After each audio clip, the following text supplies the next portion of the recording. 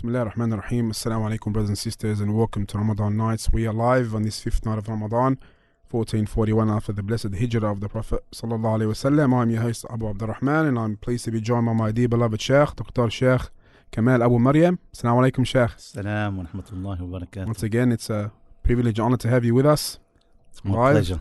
Barakallah feek. We've got a very nice topic today, the month of Ramadan, the month of opportunity. We'd like to welcome all our brothers and sisters watching online on the Facebook page and listening through Albayan radio, whether on the apps or the Wi-Fi radios.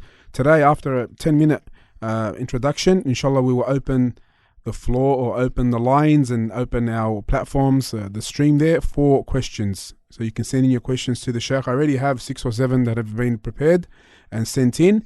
So get your questions ready. We will open the lines. You can send them there on our Facebook page or call in 9740-6160 or leave them in on Facebook or Instagram. I will be checking the stream throughout the night bi'idhnillahi ta'ala. Sheikh, we'll start off with Ramadan, the month of opportunities.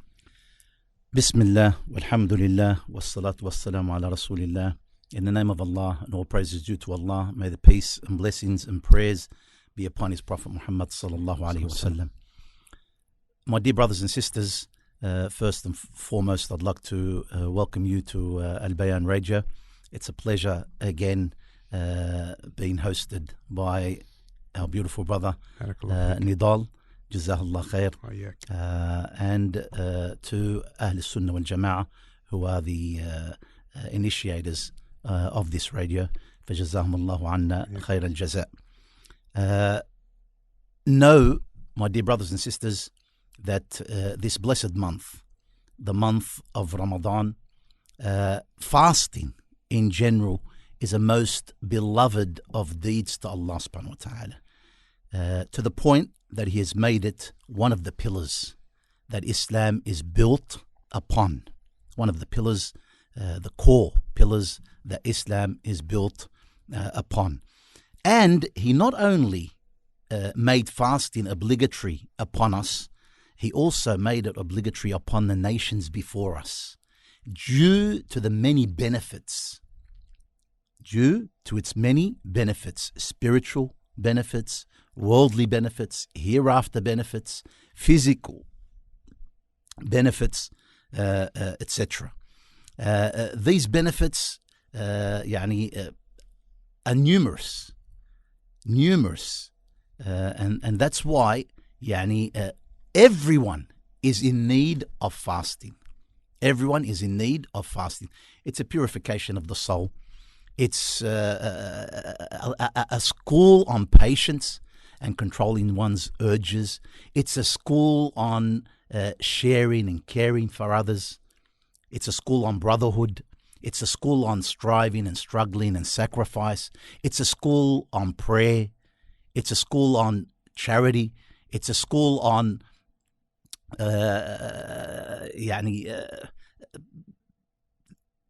what can I say? It just covers basically it's a seclusion. You can seclude yourself during this month, and a special time has been given the last 10 days where you seclude yourself in i'tikaf for the worship of Allah subhanahu wa ta'ala, away from the distractions of this worldly life.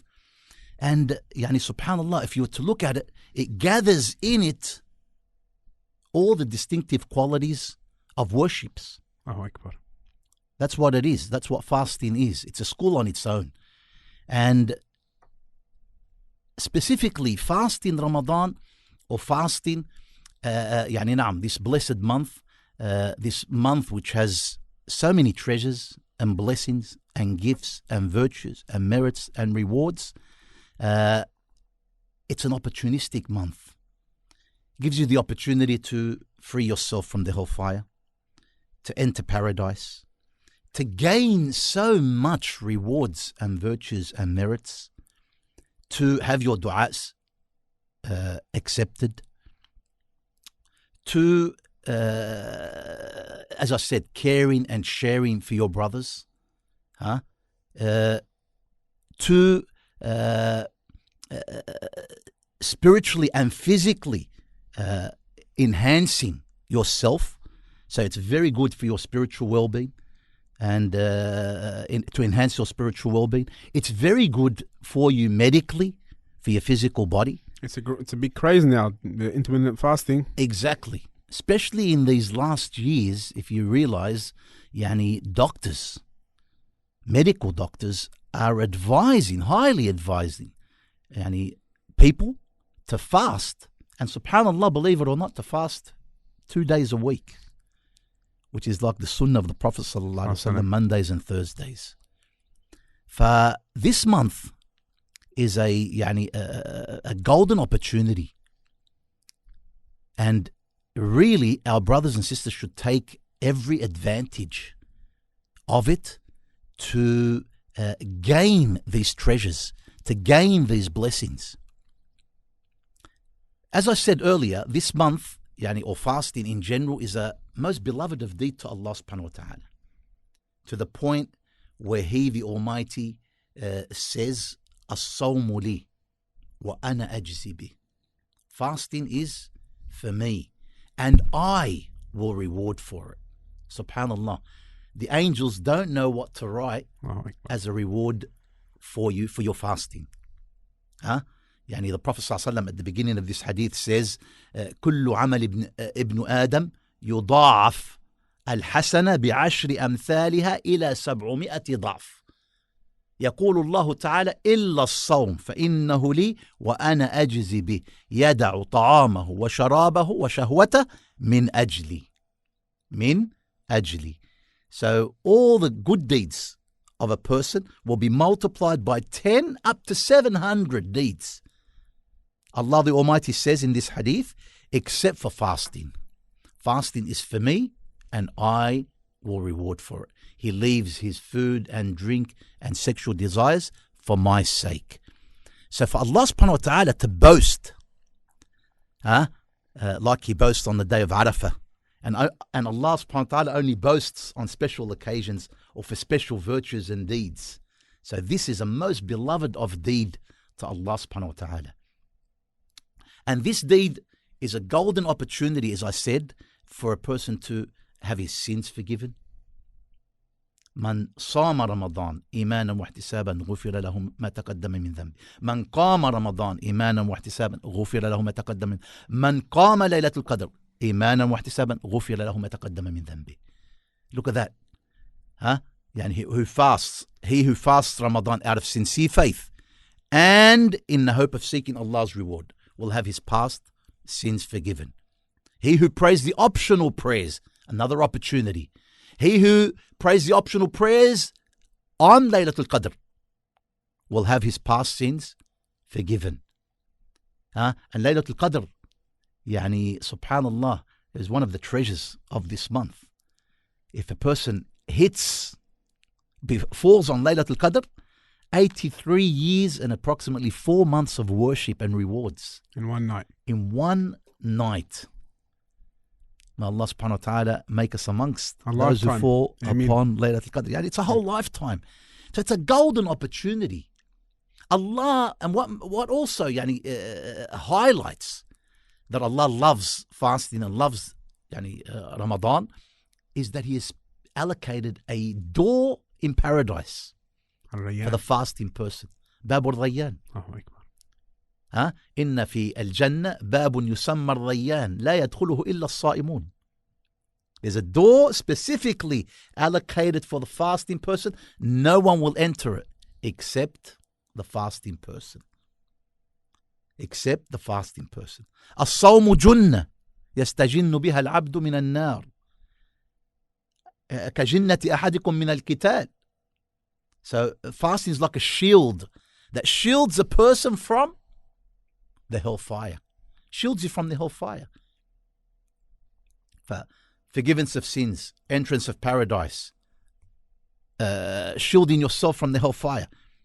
And also, we realize in that most blessed, that most famous of hadiths, wherein the Prophet ﷺ gave glad tidings to his Sahaba of the entrance of Ramadan. At the end of it, Prophet ﷺ says, وَلِلَّهِ عُتَقَاء مِنَ النَّارِ وَذَلِكَ فِي كُلِّ لَيْلَةٍ. Allah subhanahu wa ta'ala will free from amongst his slaves during Ramadan from the hellfire. He will free every night some of his slaves from the hellfire. That is every night in Ramadan. Ask Allah subhanahu wa ta'ala to be amongst them.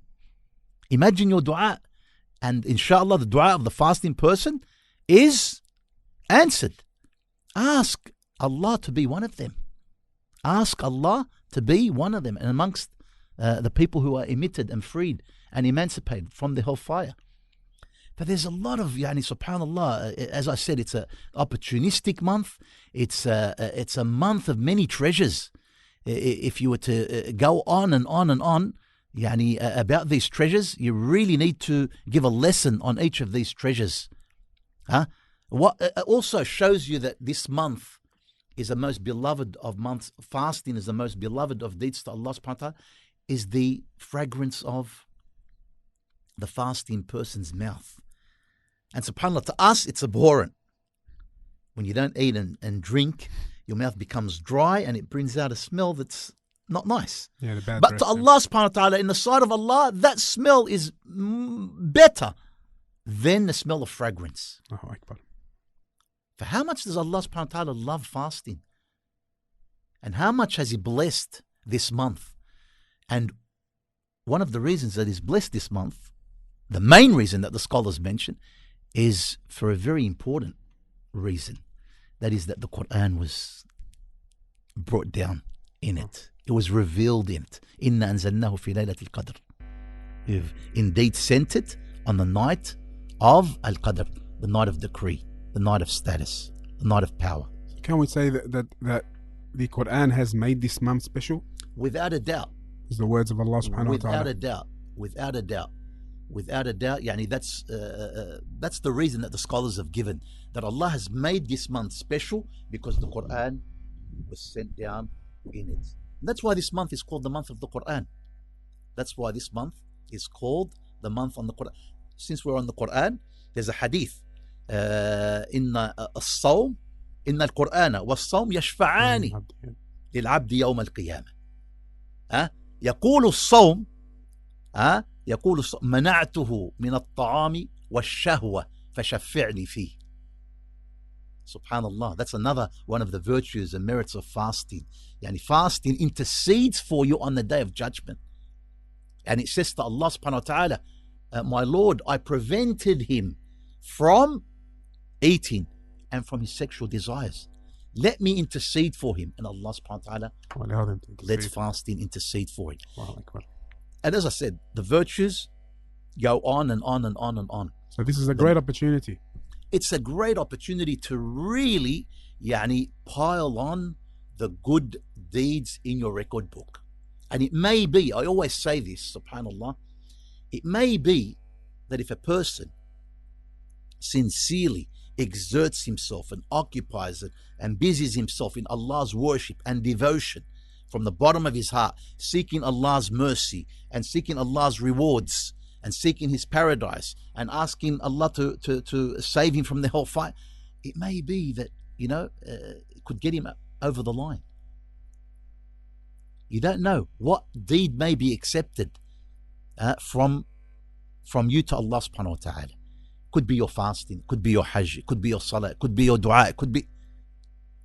Fasting is definitely up there with it's one of the most rewarding, one of the most beloved of deeds to Allah subhanahu wa ta'ala, that you could find its huge rewards on the day of judgment. Now, the Sheikh, with all these rewards and virtues mentioned and these great opportunities in this month, how deprived or how in loss is the one who misses out or does not make the most of these opportunities? Well, let me give you two hadiths on this issue. Subhanallah, I didn't want to talk about this. I was going to encourage the brothers and sisters to work hard and occupy and busy themselves and put their hopes up high. Yes. But believe it or not, there are consequences also for a person who reaches Ramadan, and Ramadan finishes and he hasn't been forgiven. There are consequences. And this is the person that is called the disgraced, dishonored, humiliated person, believe it or not. يقول النبي صلى الله عليه وسلم in an authentic hadith أتاني جبريل فقال يا محمد من أدرك شهر رمضان فمات فلم يغفر له فأدخل النار فأبعده الله قل آمين فقلت آمين. Jibreel came to me and said, O Muhammad, whoever reaches Ramadan, whoever Ramadan enters upon him, and he's reached Ramadan and he dies and he is not forgiven, and he hasn't taken the opportunity, all these opportunities that are in front of him to be forgiven. He dies and he's not forgiven, and he enters the hellfire. فأبعده الله, let him be far away from Allah's mercy, let him be disgraced and dishonored and humiliated. Say Ameen. I said Ameen. In another hadith, رغم أنف رجل دخل عليه رمضان ثم انسلخ فلم يغفر له. May he be humiliated, disgraced, dishonored. Who? A person whom Ramadan enters upon him and then finishes or passes by and he's not forgiven. Why? Because, as I said, you have so much opportunities. So much doors of goodness. So much doors of goodness. Fast in Ramadan. Pray in the optional prayer in Ramadan. Pray in the optional prayer in Laylatul Qadr. Or devoting yourself and worshipping Allah subhanahu wa ta'ala on the night of Al-Qadr. Feeding the poor. Giving in charity. Sadaqatul Fitr. The obligatory zakat in Ramadan. The i'tikaf in Ramadan, the last 10 days. Secluding yourself in the worship of Allah subhanahu wa ta'ala. And the many other good deeds. And on top of all that, Allah to a big degree helps you. How? He chains the devils and the mischievous jinn. They don't have the power, the energy to do their work like they do outside of Ramadan, the devils and the jinn. So it's like there's help and help and help from the Almighty from every angle, from every aspect. And yet you indulged in sin, or you let your guard down. And one of the most important lessons in Ramadan too, believe it or not, is what? Is for us to reform and rectify our character, to become a better person, to watch our tongues, our eyes, our ears, to preserve all our limbs from sinning, from indulging in haram. And the Prophet ﷺ says, ليس الصيام من الأكل والشرب فقط إنما الصيام من اللغو والرفث. Fasting is not only from keeping away, abstaining from drink and food, from food and drink. It's from abstaining from obscene talk, slander, forgery in another hadith, and acting upon forgery. It rectifies your character. It wants you to keep away from sin during this month. That's why there's a caller. يا باغي الخير أقبل يا باغي الشر أقصر. O proceder of good, proceed, keep on doing your good. And those who are sinning, those who are doing evil, stop your evil, cease your evil. This is not the month to do evil. It's not the month to gain Allah's wrath, to displease Allah subhanahu wa ta'ala. It's a month of obeying Allah. It's a month of worshipping Allah, devoting yourself to Allah subhanahu wa ta'ala. It's a month of doing that which pleases Allah, coming closer to Allah. It's a month of buying yourself into paradise. Jabir radiallahu an, and others from amongst our pious predecessors, from amongst the Salaf, they used to say, when you fast, let your eyes fast with you, and your ears fast with you, and your tongue fast with you. SubhanAllah. And your hands and your legs. And don't treat a day of fasting like a day outside of fasting. They understood this perfectly. Yes, they did. They understood this perfectly. So you fast from drink and food and sexual desires. You also fast from any sin, from any haram.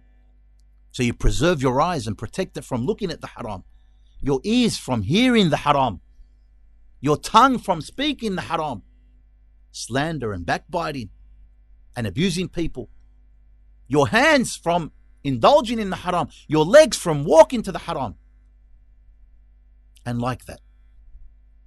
Jazakallah khair, di Sheikh. Now with that, we'll begin our open QA. We have many questions already online and already questions sent in from yesterday.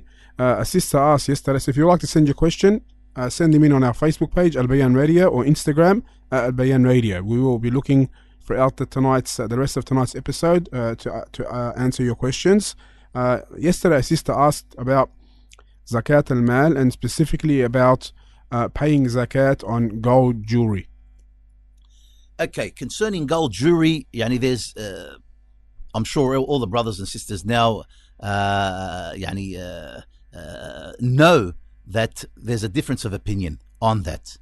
According to the more correct opinion, a person, the sisters should pay zakat on their gold jewelry, 2.5%, if it's 85 grams of gold or 595 grams of silver.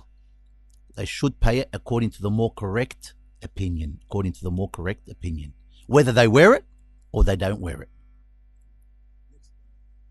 Next question, di Sheikh. Yesterday as well, sister asked, someone works as a bricklayer in very hard work. Can they break their fast firstly? And if they do break their fast, can they pay for each day they miss if they can't fast? Okay, there is a fatwa that has come out by some of the scholars that if a person is doing some hard work, hard tasks during Ramadan, that they can fast, they can break their fast and then make up for the days later on. But if that person is working on that on a daily basis, he's not going to be able to make up the fast if that's his work for a whole year. Yeah. To me, I say to the brother, keep patient, and bi'idhnillah, you'll be rewarded according to the hardship you go through. Some people will go through more hardship than others. I'm sure the job that the brother is doing is not easy. But usually, and take it from experience, it's only the first day or two of fasting that is really hard. And then after that, bi'idhnillah, you get used to it. And I'm speaking from experience because when we were young, believe it or not, and we used to play, football, soccer, rugby league, yes. And competition, subhanallah, and we never used to break our fast. And some say they used to play better when they were fasting. Exactly. You're more energetic, you're more lighter. Tabarakallah, Allah gives you that energy. With that said, al-ajru ala qadri al-mashaqqa. That's what I'd like to advise this brother on. That the rewards are according to the amount of hardship you go through. So, my dear brother, if you are going through hardship, bear with it and bi'idhnillah, seek the rewards from Allah subhanahu wa ta'ala. You'll be getting rewarded more than others who are not going through the hardship that you are going through. And why do I say fast? Because Allah subhanahu wa ta'ala says in His holy book, وَالصَّوْمُ وَأَن تَصُومُوا خَيْرٌ لَكُمْ. Even He mentioned those that find fasting hard, like the old people, and those who may be having, going through some form of hardship, probably a little bit of sickness that won't really, affect their health. Fast with that little bit of sickness. If it's not going to affect you, it's better for you, and bi'idhnillah, more rewarding for you.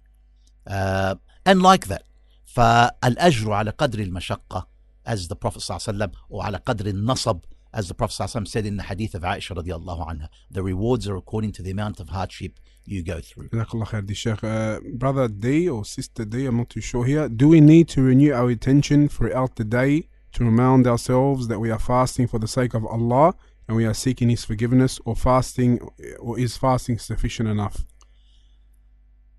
Okay, you definitely need the intention before Fajr or in the night. I don't know if we discussed this in another session. I think we probably did, but just as a reminder to all the brothers and sisters, you need to have the intention of fasting in the night or before Fajr, inshallah. And it's recommended that you do it every day, for every day. But it's sufficient if you were to have one intention at the beginning of Ramadan that you're going to fast the whole of Ramadan. The whole of Ramadan. And with that question being asked during the day, it's good to remember your intention and that you're fasting and that you're fasting for Allah subhanahu wa ta'ala's sake. Why? Because it will make you more aware, make you more lively. Yes. So that you don't fall into, sin and you don't let your guard down. And that you occupy and busy yourself and devote yourself in that which is pleasing to Allah subhanahu wa ta'ala. Sometimes it may fall into that some people are just doing it because everyone else is doing it. It's just become custom and ada, and just people are not really doing it for the sake of Allah. How dangerous is that you're just doing it because everyone else is doing it? Having got a habit or a custom? Yeah. Well, that's terrible, because you have to take into consideration that most important of hadiths. Man sama Ramadan imanan wa ihtisaban. He who fasts Ramadan out of sincere faith. Out of sincere faith in what? In that it is obligatory on him. In that it is pleasing to Allah. In that it is most rewarding to Allah. And in the rewards and virtues and merits that Allah has put upon fasting. So all these things you have to have in the back of your mind when you fast. That you're doing it because Allah has prescribed it upon you. That it's obligatory on you. That it's the most pleasing deed to Allah. That it gets you closer to Allah. That Allah has placed virtues and merits and rewards upon fasting. So you have to have all that in the back of your mind. Barakallah fi Sheikh. Now you can send your questions in our Facebook page and Instagram, Albayan Radio. We'll try to answer your question. A few more questions here. If the shayateen are locked up in Ramadan, then how do some people still fall into sin and do some bad stuff? Okay, we mentioned that, I think, earlier in our talk. Allah subhanahu wa ta'ala chains the devils and the mischievous jinn. He training the devils and mischievous jinn does not mean that they do not whisper and still try and misguide and deviate people during Ramadan. They still whisper. They still do their work. But their work is what? Less effective. Is less effective. It's weaker. It's not as effective outside of Ramadan. That shows that's one of the blessings and virtues of this month. That Allah subhanahu wa ta'ala diminishes their power, decreases their power. Well, that's why, subhanAllah, you find and you see, and I'm sure every one of you realizes that a person outside of Ramadan wasn't praying. All of a sudden he's praying in Ramadan. He's never touched the Quran outside of, all of a sudden he's reading the Quran in Ramadan. He's doing dhikr. He's doing his taraweeh prayers. He's, mashallah, all of a sudden he's become a pious person. What does that show you? It shows you that the shaitan is weak. And that this person, alhamdulillah, is not being affected as he was outside of Ramadan, and Allah knows best. Jazakallah khairan, Shaykh. This is a common question as well. What is the ruling on making too much food and having to throw some out? When does it become extravagance, when overcooking? Well, mashallah, the question has answered the question. The questioner has answered the question. When he throws it out, there's leftovers that he needs to throw out. That's israf. That's tabdhir. So when you're actually throwing out, that's إن المبذرين إخوان الشياطين. Allah subhanahu wa ta'ala says, those who go to excess and need to throw out food because they've done too much, they're the brothers of the shaitan, wal'iyadu billah. They're aligned with the shaitan. They're allies of the shaitan. So be careful, brothers and sisters. When you cook according to your needs. Don't go overboard. It's this month, subhanAllah, as many of our pious predecessors and scholars warn, this month is not a month of feasting. It's a month of fasting. That's right. You're supposed to minimize food during this month, not add and increase your food. Sheikh, how do we reply to what most of our mothers, may Allah bless them, we know they mean well when they say, I thought it's not going to be enough. So they made all these different types of food and it ended up being too much, which is generally what happens. Look, if it's out of good intention, inshallah, ربنا لا تؤاخذنا إن نسينا وأخطأنا. If it's out of good intention, Allah subhanahu wa ta'ala won't take a person for that. But what I suggest, if you've done extra food, don't throw it out. Share it with your neighbors. Send some to your neighbors. And that's a form of da'wah. Even to your non-Muslim neighbors. It's a huge form of da'wah. And this month, as we said, is a month of generosity. It's a month of sharing and caring. It's a month of mercy. It's a month of feeling for others and the hardships that others may be going through. It's a month of gratitude. Yes.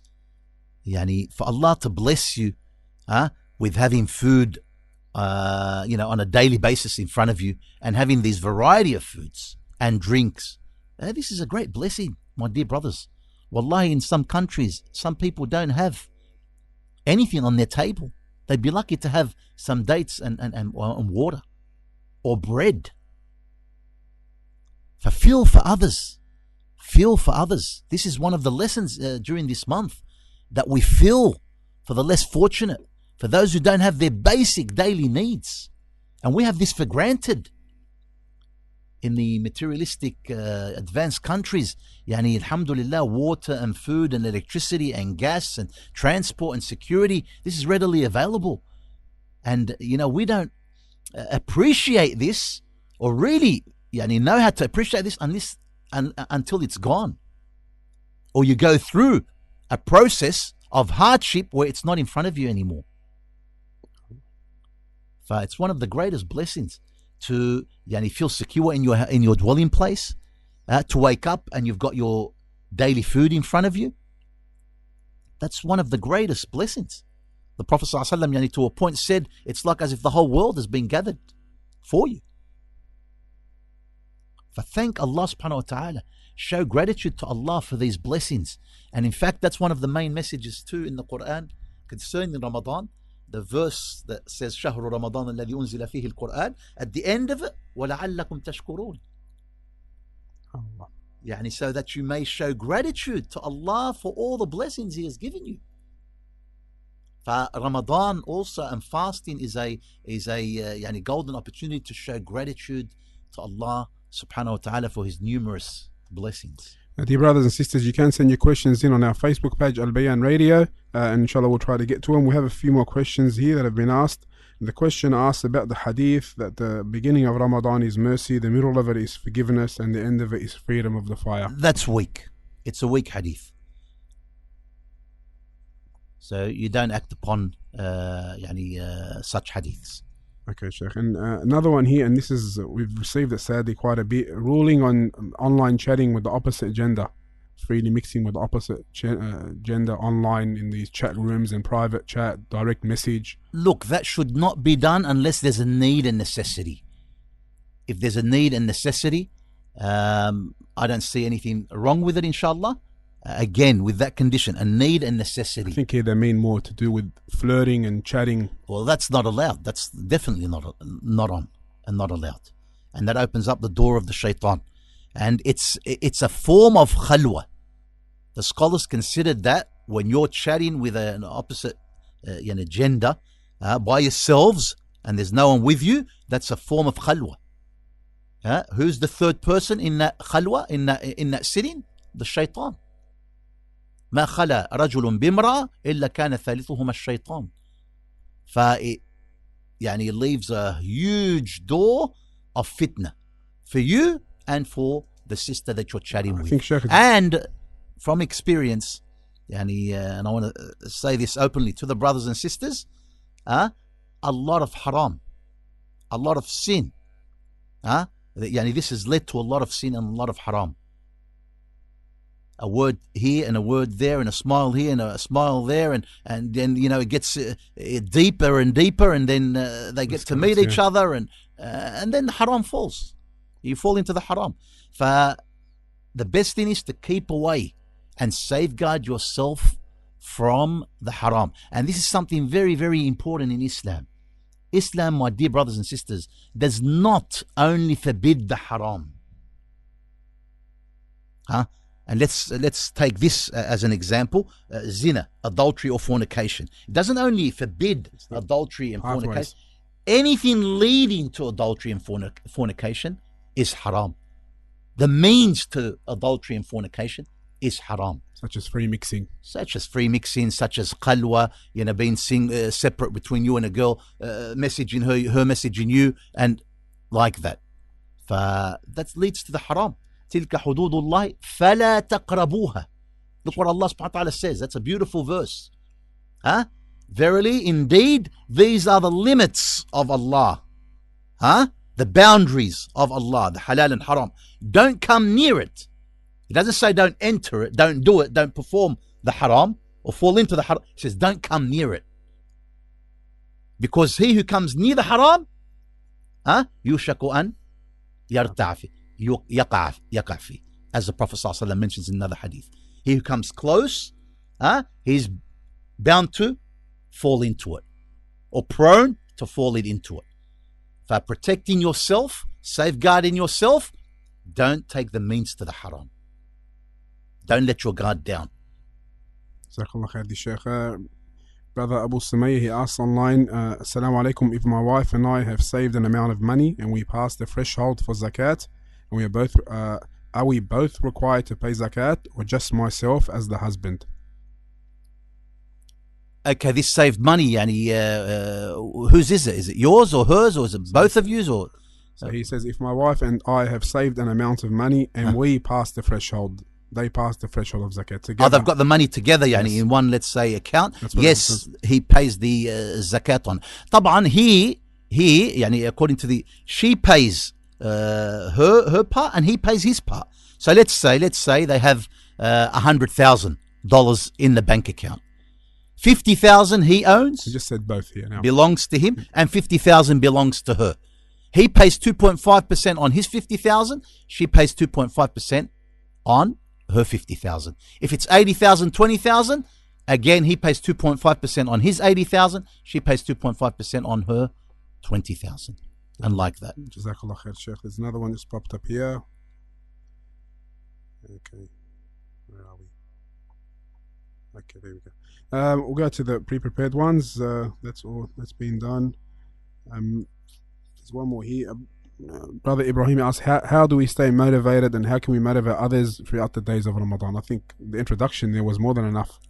Yeah, if you were with us in the introduction, I'll just run through very quickly the opportunities that are given to you, the treasures, the gifts, the blessings of this month. This month is a month of mercy. The doors of paradise are opened, the doors of the hellfire are closed, the devils are chained, and the mischievous jinn are chained. Allah subhanahu wa ta'ala frees people every night during this month. A caller calls out every day. I want this for all those listeners, just to have that always in the back of your mind. Ya baghi al-khayri aqbil, Ya baghi al-sharri aqsir. O proceder of good, proceed in doing your good. Occupy and busy yourself as much as you can in the prayer, in fasting, in the optional prayers, in reading the Quran, in doing your dhikr, in doing your dua, in giving charity, in keeping ties with your kith and kin, in being dutiful to your parents, in doing your duties towards your wife and children. Keep on doing, in fact, increase on doing the good. Because the Prophet ﷺ, he was described as being the most generous of people. And he was most generous in Ramadan. He's even more generous, subhanAllah. More generous than the blowing wind. More generous than the blowing wind. Why? Because he used to meet Jibreel alayhi salam every night and study the Quran. But it shows you that you being attached to the Quran, you reading the Quran, you occupying and busying yourself with the Quran, bi'idhnillah will give you that push and energy to do more good, to strive for more good. So,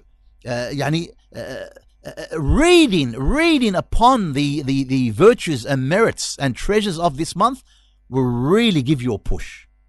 Will really give you a push. Yani, when you read that there's a door of paradise that is allocated specifically for the fasting person, how much of a push should that give you? How much of an encouragement should that give you to vie for that door and, to make yourself, inshallah, one of those who enters through that door? To know that fasting is a shield for you from the hellfire.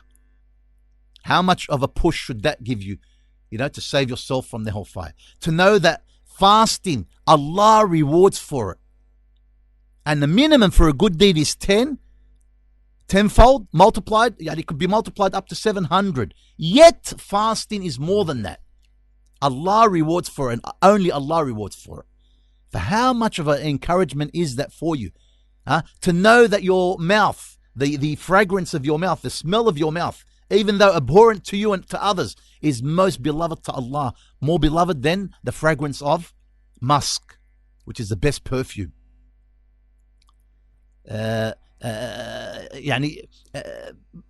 Also to know that there's i'tikaf during this month, to know that there's Laylatul Qadr in this month, which is worth over which is better than 1,000 months in worship and in rewards. How much of an encouragement do you want from that? To know that when the Prophet ﷺ was asked about by a Sahaba, a Sahaba asked the Prophet ﷺ, he said to him, Dullani ala amalin yudkhiluni al-jannah. Inform me about an action, a deed that will enter me paradise. Look what the Prophet ﷺ answered him. He said, عليك بالصوم فإنه لا مثل له لا عدل له. He said, observe fasting, perform fasting. There is nothing like it. There's nothing like it. Rewarding, virtuous, like it.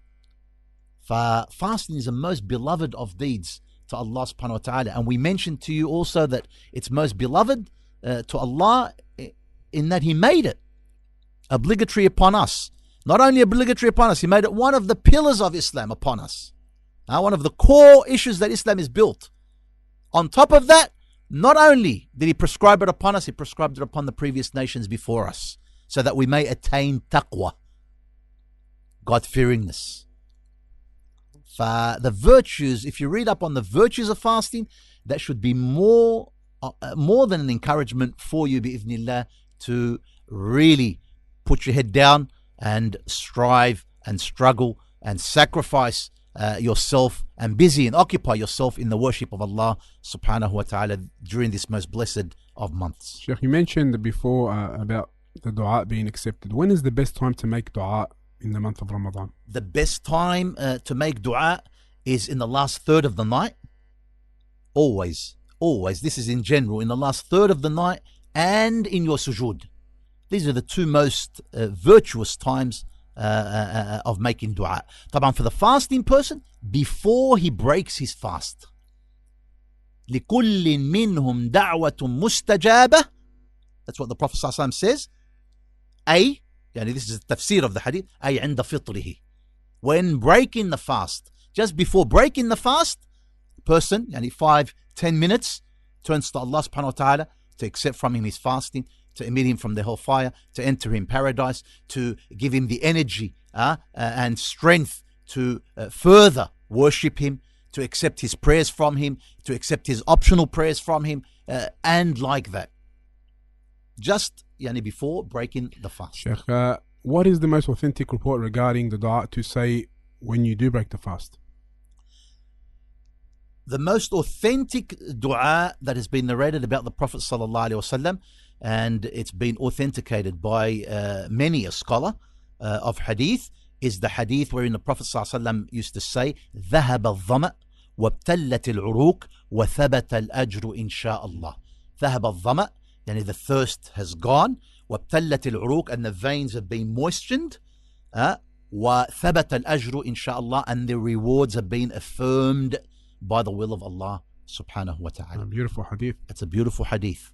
So that is said after you break your fast? After you break your fast, whether it's on dates or on water or what have you. The sunnah, of course, is to have it on fresh dates. then on dry dates. If no dry dates, then on water. Once you break your fast, you say ذهب الظمأ قلت العروق وثبت الأجر إن شاء الله. So that is what is recommended, to break the fast, since we're on the topic. Then pray your maghrib and then come back and have what you need to have. Yes, that's the sunnah. The sunnah is to break your fast first. So those who are listening, I've been asked this question many a time, and a lot of brothers and sisters are confused. They say, I don't know who told them or where they got it from, or pray first and then break your fast. No, the sunnah is to break your fast first, then pray maghrib, then come back and finish off what you need to finish. Sometimes when you do eat, you do get carried away, and then half an hour goes and you still haven't prayed the maghrib. So you're delaying the prayer. Look, if that happens, don't delay the prayer too much, because maghrib prayer is very short. Maghrib prayer is very, very short. So don't delay it too much. If you're one of those who, let's say, breaks his fast and then prays later on. Jazakallah khair, the Sheikh. We'd like to thank the Sheikh for being with us. The Sheikh will be with us every Monday night during the blessed month of Ramadan at 8:30 p.m. on Ramadan nights. So if you do have your questions, get them ready for next week. Inshallah, we'll make part of the program every Monday night an open QA for our brothers and sisters. You can send them in privately, as some have done, or live during the program. Jazakallah khair, the Sheikh. Any final comments? My final comments would be to the brothers and sisters, strive and struggle and sacrifice, occupy and busy yourselves in pleasing Allah subhanahu wa ta'ala, in devoting yourselves to Allah subhanahu wa ta'ala during this blessed month, so that you may, inshallah, gain some of those great blessings and treasures and gifts that have been specifically allocated for this blessed month of Ramadan. Jazakallah khair, Shaykh. Barakallah feek. I'd like to thank all the viewers and those who listened, and until next time, Assalamu alaikum wa rahmatullahi wa barakatuh. Albayan Radio, the voice of Ahl Sunnati wal Jama'ah.